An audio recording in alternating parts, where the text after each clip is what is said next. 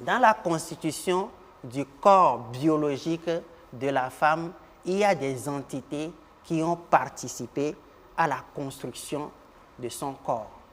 D'accord.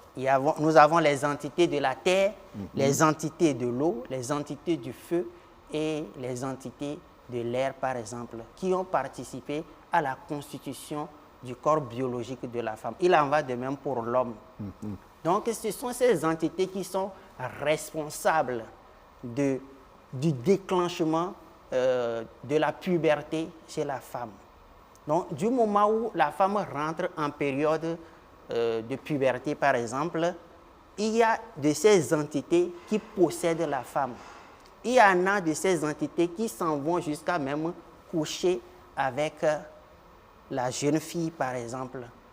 Pour éviter que ces genres de situations n'interviennent dans la vie de la jeune fille, par exemple, nos ancêtres ont instauré ce que nous appelons le rituel des premiers menstrues.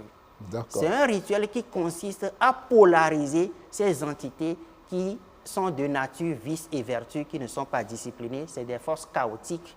C'est un rituel qui consiste à discipliner ces entités, à les polariser dans une direction bien déterminée afin que ces entités puissent intervenir pour ouvrir le chemin à la femme.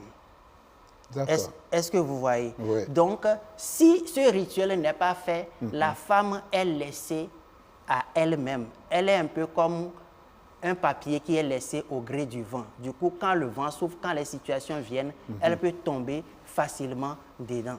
Une femme qui a subi, par exemple, le rituel des premiers menstrues, ne peut jamais manquer de trouver l'homme de sa vie. Ah bon?